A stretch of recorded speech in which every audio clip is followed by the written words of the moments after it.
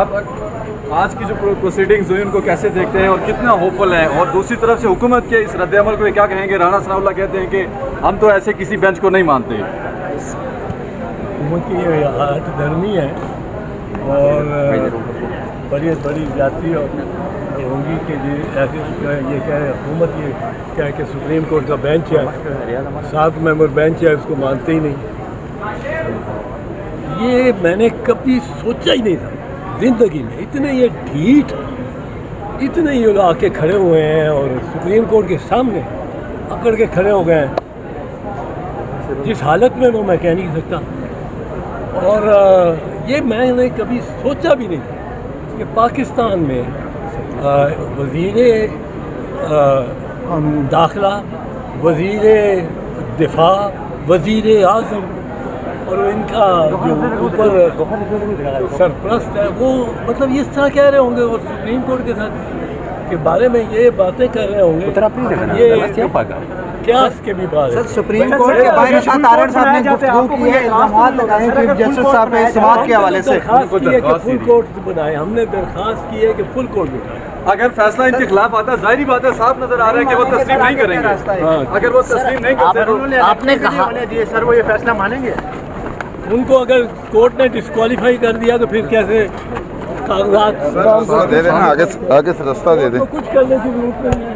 اگر انہیں کنٹمپٹ انہوں نے کی، کنٹمپٹ پہ سینٹنس کر کے سزا سنا کے ٹل دی رائزنگ آف دی کورٹ بھی جائے، یہ بھی جائیں گے ڈسکوالیفائی ہو جائیں. ڈسکوالیفائی کر سکتے ہیں سر، ہو جائیں گے یار. یوسف رضا گیلانی نہیں ہوا تھا.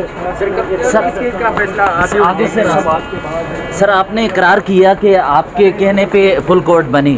کیا چیف جسٹس صاحب کے درخواست پہ نہیں سر ہماری درخواست پہ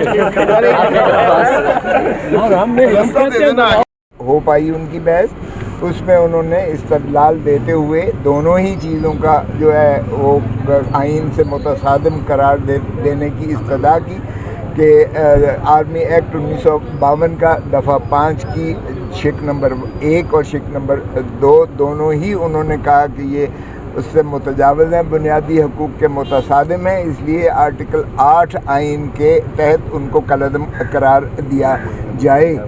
اور اس میں انہوں نے بڑا خوبصورت طریقے سے ڈسٹنکشن بھی کی کہ یہ جو ہے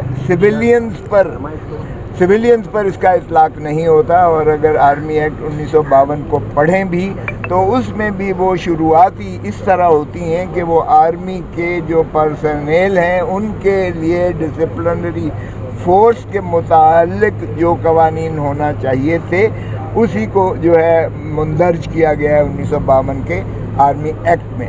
اور یہ جو دفعہ 5 ہے اس وقت 5 کی شق 1 اور 2 یہ اس میں اوریجنل مسودے میں یعنی جو 52 کا جو مسودہ تھا اس میں یہ شقیں موجود نہ تھیں. یہ 1966 میں لائی گئی ہیں اور 67 میں لائی گئی ہیں. اور یہ 67 کا اگر 1967 کے اگر سیاق و سباق کو دیکھیں تو یہ جو ہے ایوب خان صاحب جنرل ریٹائرڈ ایوب خان نے جب محترمہ جو فاطمہ جناح سے الیکشن ہارا تھا تو عوام میں ایک بہت زیادہ ایک اس کا اشتعال تھا. اور پھر 65 کی جنگ کے بعد بھی ایک بہت زیادہ اشتعال تھا عوام ناز پاکستان کی عوام کے میں. اور پھر اسی لیے یہ 1967 میں یہ شک ڈالی گئی تاکہ سویلینز کا بھی گلا دبا کر ان کے اوپر ایک ایسا خوف طاری کیا جائے کہ ملٹری کورٹس میں ان کو سزائیں دلائی جا سکیں. تو یہ اگر اس سیاق و سباق میں بھی دیکھیں تو بھی یہ اور یہ سارے 1952 کا جو قانون ہے آرمی ایکٹ اس کے سیاق و سباق میں یہ سموئی جا ہی نہیں سکتی ہیں کہ سویلینز کا ٹرائل جو ہے آرمی ایکٹ کے تحت. آج بار بار جج صاحبان نے پوچھا کہ بھائی یہ اس کی ابتدا کیسے ہوتی ہے کیونکہ ضابطہ فوجداری میں تو ابتدا FIR کے 154 سیکشن سے ہو کر 173 تک جاتی ہے اور پھر کمپلینٹ ہو تو پھر وہ 200 سے ہوتی ہے اور 190 میں جا کر اور 265 میں اس کا ٹرائل کا پورا پروسیجر ہے کہ اس کی ابتدا شروعات کیسے ہوتی ہیں، تفتیش کیسے ہوتی ہے اور تصدیق کیسے ہوتی ہے اور پھر عدالت کے پاس جاتا ہے. تو آرمی ایکٹ میں کوئی ایسی چیز نہیں ہے. سو اس لیے اس کا جو ہے انہوں نے اس کی استدعا کی کہ اسے کالعدم قرار جائے. اور چونکہ پھر جو ہے اٹارنی جنرل صاحب نے جو فگرز دیے ہیں، کیونکہ کل چیف صاحب نے مانگے تھے، جتنے بھی اعداد شمار دیے گئے ہیں وہ میں نے انٹیریئر منسٹر کی مجھے اعتزاز احسن صاحب نے وہ پوائنٹ آؤٹ کر کے دیا، اور میں نے جج صاحب کو کہا کہ جناب یہ دیکھیے یہ تو ہزاروں میں کہہ رہے ہیں کہ ان کو مقید اور پابا سلاسل کیا گیا ہے، یہ کیسے کہہ سکتے ہیں کہ سینکڑے ہیں یا سینکڑوں سے بھی کم ہیں؟ تو انہوں نے بہت ہی اس کو منیمائز کرنا کی کوشش کی، اور اس لیے چیف صاحب نے اٹارنی جنرلز کو ایڈوکیٹ جنرلز کو بلا لیا ہے اور سوموار کے لیے رکھا ہے، انشاءاللہ سوموار کو پریس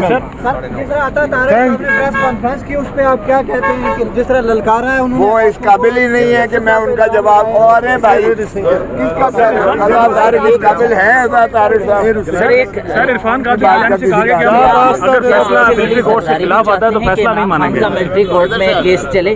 اور دیکھو بھائی، رانی شہید مجھے پتہ ہے رانی شہید بے نظیر بھٹو صاحب نے ملٹری کورٹ کی نہ صرف مخالفت کی تھی بلکہ ان کی حکومت کو گرا دیا گیا، انہوں نے گرانا گوارا کیا حکومت کو، لیکن ملٹری کورٹ نہیں بننے دی۔ یہ ہے پیپلز پارٹی۔ زرداری صاحب کے ہاتھ میں